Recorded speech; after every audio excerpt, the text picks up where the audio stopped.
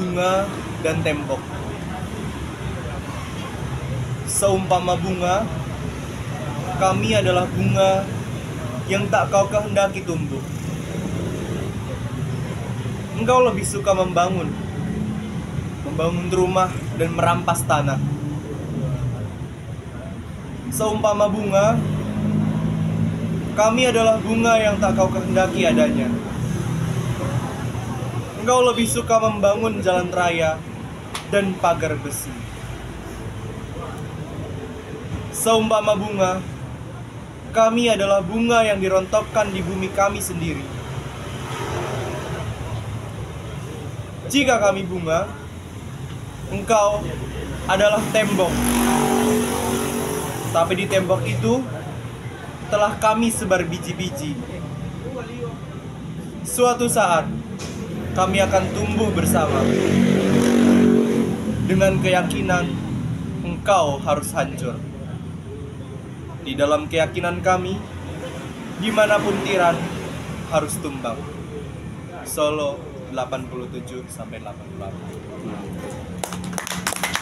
Keren ya puisinya ya.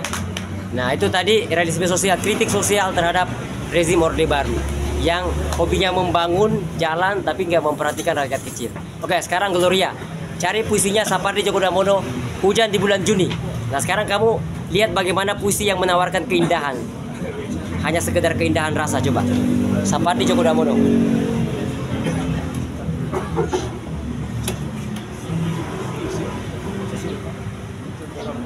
Hujan di Bulan Juni.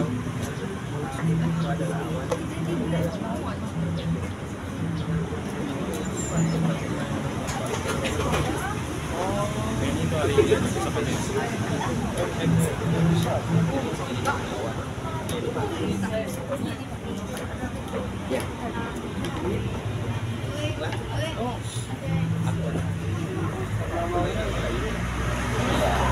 Hujan Bulan Juni, Sapardi Djoko Damono. Tak ada yang lebih tabah dari hujan bulan Juni. Dirahasiakannya rintik-rintiknya kepada pohon yang berbunga. Tak ada yang lebih bijak dari hujan bulan Juni.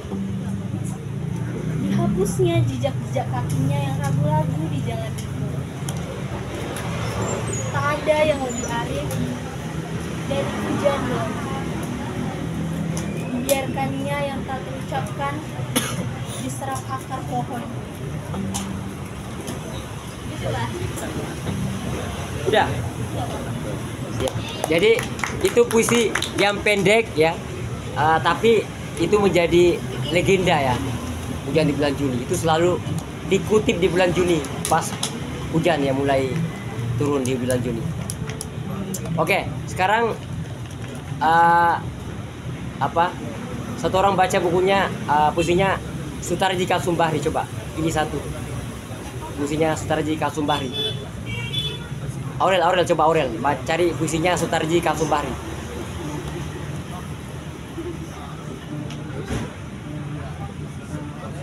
Sutarji Kalsumbahri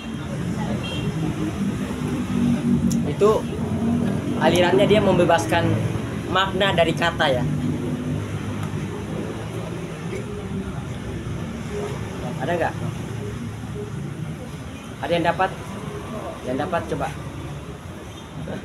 Ada? Oh ya, coba sini. Oke Arul, ada yang dapat Arul. Siapa namanya? Adi. Adi, coba baca Adi.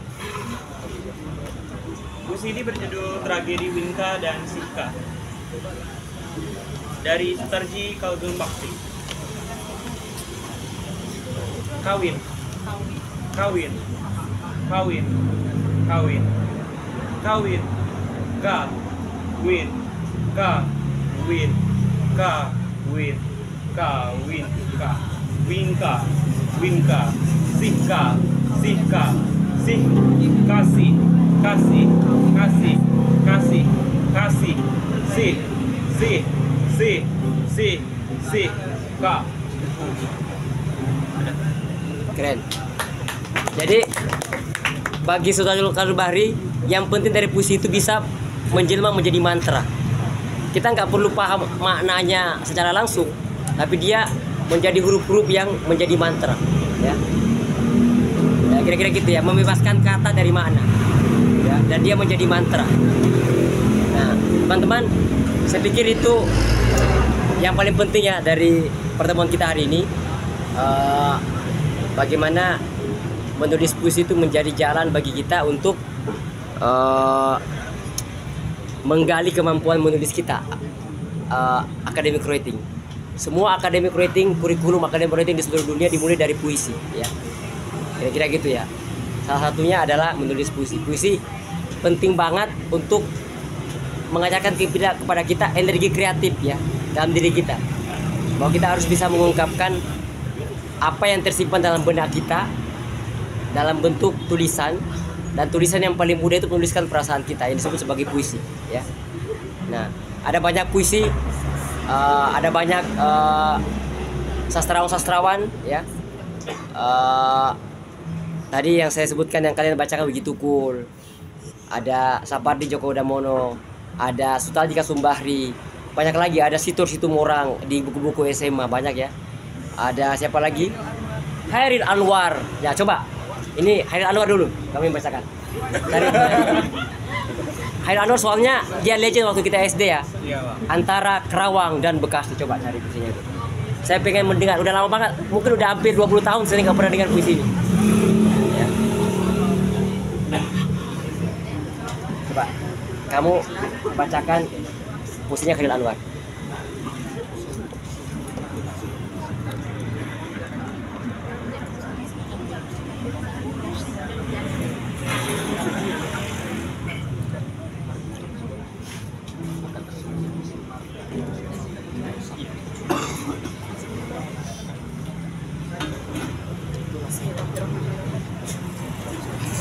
Kerawang Bekasi, karya Hairil Anwar.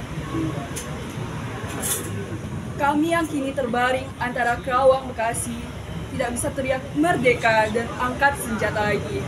Tapi siapakah yang tidak lagi mendengar deru kami? Terbayang kami maju dan mendegap hati. Kami bicara padamu dalam hening di malam sepi. Jika dada rasa hampa dan jam ginseng yang berdetak, kami mati muda yang tinggal tulang diliputi debu. Kenanglah kami. Kami sudah coba apa yang kami bisa, tapi kerja belum selesai. Belum bisa memperhitungkan arti 4 sampai 5.000 nyawa. Kami cuma tulang-tulang berserakan, tapi kami adalah punyaanmu. Kaulah lagi ada yang tentukan nilai tulang-tulang berserakan, atau jiwa kami melayang untuk kemerdekaan, kemenangan, dan harapan, atau tidak untuk apa-apa. Kami tidak tahu, kami tidak lagi bisa berkata. Kaulah sekarang yang berkata. Kami bicara padamu dalam hening di malam sepi. Jika ada rasa hampa dan jam dinding yang berdetak, kenanglah kami. Teruskan jiwa kami, menjaga Bung Karno, menjaga Bung Hatta, menjaga Bung Syahrir. Kami sekarang layak, berikan kami arti. Berjaga terus di garis batas pernyataan dan impian.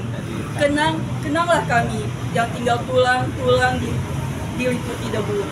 Beribu kami berterbaring antara Kerawang dan Bekasi. Itu ya Hairil Anwar, ya. Itu legend banget tuh. Sekarang terakhir, ya. Terakhir aku. Siapa yang jadi volunteers? Hairil Anwar, aku. Silakan. Siapa yang pengen jadi volunteers untuk aku? Coba lagu ini jadi ikon film Ada Apa Dengan Cinta, ya.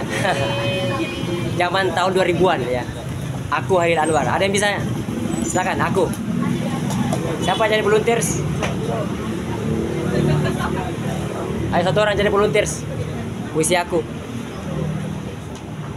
Siapa? Coba. Oke, Pia. Ya, ini bagus nih. Parjo tadi keren. Ayo.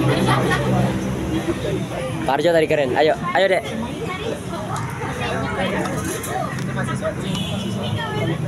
Aku, karya Hairil Anwar.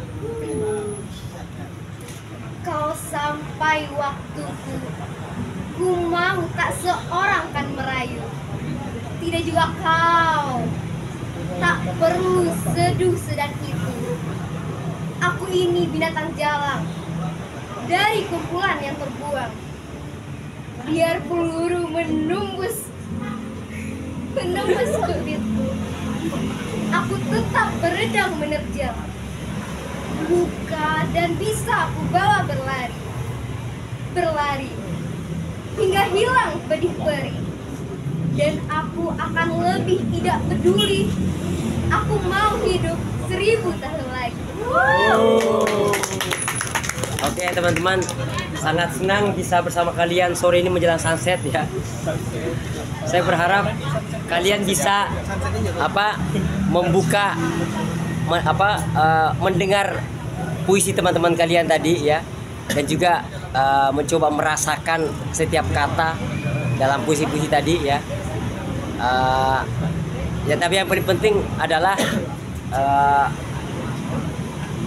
paling penting sebenarnya tadi kalian udah membuat puisi semua dan membacakannya itu nilai plus ya. Saya sangat senang ya. Dan minggu depan tugasnya adalah cerpen. Dan cerpen harus dibacakan juga ya. Iya. Tapi nggak mungkin semuanya ya. Jadi yang mungkin ya akan sifatnya random ya. Nah, jadi siap-siap aja semua ya. Berapa ratus kata, Pak?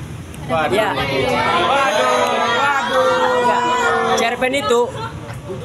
Cerpen itu bukan banyaknya ya, tapi ceritanya utuh nggak? Ya mau satu lembar tapi ceritanya utuh, hebat tuh. Atau 2 lembar, 3 lembar, namanya cerita pendek ya. Tapi dia utuh ceritanya. Saya pernah nulis cerpen di koran kampus, ceritanya cuma tertidur dan dia menceritakan mimpinya lalu terbangun. Nah itu aja cerpen saya.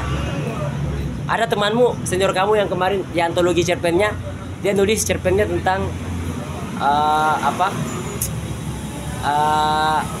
tentang dia apa ya kemarin itu, bertemu dengan malaikat ya, kayak gitulah ya, kira-kira pokoknya cerpen itu nggak perlu panjang-panjang. Kalau novel baru panjang kan. Nah, kalau cerpen kan jalan cerita pendek, short story, makin pendek dan makin utuh ceritanya, makin menarik ya. Nah jadi kalau kamu bisa bikin puisi, yakinlah kamu pasti bisa bikin cerpen juga.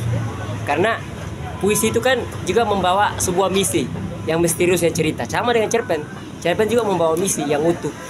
Sebuah cerita yang versi pendek, versi singkat ya. Gitu ya. Jadi dari sekarang siapkan, jangan terlampau. Kalau kata ini loh. Kata penulis novel Jepang, tahu nggak siapa yang nulis tentang siapa yang terkenal banget nih? Bukan Eiji Yoshikawa, bukan itu tulis novel panjang tuh. Haruki Murakami. Kata Haruki Murakami, kamu harus punya waktu menulis ya. Jadi kamu harus punya waktu menulis ya. Waktu menulis kapan? Misalnya habis pagi atau subuh atau malam. Jadi kamu harus punya waktu untuk menulis. Apa aja, menulis puisi, menulis cerpen. Nah, menulis novel lebih bagus lagi. Oke? Nah, jadi nanti kelas kita kan banyak ya. Minggu ini puisi, minggu depan cerpen, minggu depannya lagi naskah film. Bagaimana bikin naskah film pendek supaya kalian nanti bisa bikin. Dulu waktu saya kuliah, kami juga bikin tim. Kami bikin film. Film itu cuma disadur dari cerpen senior saya. Jadi ternyata bisa bikin film dari cerpen. Cerpen itu tinggal dibuatkan naskah-naskah dialognya. Jadi maksudnya gitu ya. Jadi kalau udah bisa bikin cerpen, berarti pasti udah bisa bikin naskah film ya. Oke. Nah dulu saya masih ingat tuh, kami bikin film pendek judulnya Road to Nothingness ya. Itu tulisan disadur dari cerita pendek teman-teman saya, senior saya. Nah, gitu Bung semua ya. Jadi thank you membacakan puisi-puisi kalian yang indah malam ini, sore ini ya.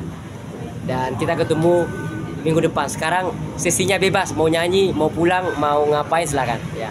Pokoknya ada yang ingin disampaikan? Ada masukan nggak? Ada masukan? Ada yang mau disampaikan?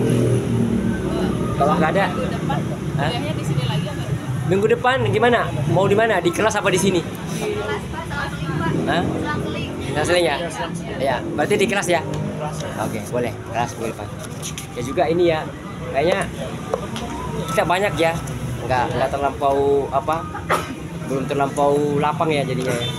Oke, di kelas kita minggu depan di kelas. Santai aja. Kalau mau di kelas silakan, kalau mau di sini di sini. Atau ada alternatif lain silakan cari tempat ya. Nanti kita sama-sama ke sana. Nah, nanti juga ada kelas menulis novel ya, kelas menulis esai. Nah, saya berharap nanti bisa belajar sama banyak orang ya. Itu ada di belakang wartawan ya.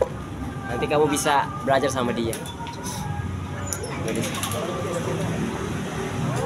Haris, mau ngomong nggak Haris? Sedikit tentang dunia kepenulisan. Sharing 5 menit, 10 menit, apa 3 menit? Oke, sekarang kita. Oke, boleh. Silakan Riz, sini Riz. Kita kuliah tambahan 3 menit ya, 3 menit aja. Nah, Bung Haris ini tim red di majalah hukum UNAN dan juga sekarang wartawan langgam. Nah, mungkin kita pengen dapat sedikit tips-tips menulis. Kemarin saya membaca tulisannya, investigasinya di laporan investigasi proyek strategis nasional di mana, di Pasaman ya. Oke, silakan Bung Haris berbagi untuk adik-adik kita. Ya. Assalamualaikum warahmatullahi wabarakatuh. Waalaikumsalam warahmatullahi wabarakatuh. Perkenalkan kawan-kawan, saya Haris. Sebenarnya saya juga masih mahasiswa, hanya saja jarang ke kampus. Saya mahasiswa di Fakultas Hukum UNAN angkatan 2019. Sewaktu di kampus saya aktif di Pers Mahasiswa. Nama majalahnya Gema Justisia. Lebih banyak menyasar persoalan di kampus dan juga persoalan hukum. Dulu saya ikut mengawal kalau di UNAN pendirian Majelis Wali Amanat dan pergantian rektor. Sekarang kan sedang pergantian rektor juga. Iya. Niatnya kemari tadi cuman pergi refreshing, pokoknya ketemu Bang Topan sedang ngajar. Karena besok sampai 10 hari ke depan saya dan beberapa orang teman melakukan investigasi di Solo Selatan. Itu kasus Pak. Dia tahu. Kriminalisasi masyarakat adat. Konflik agraria ya. Masih agraria juga. Fun fact-nya aja sedikit teman-teman, karena kita semua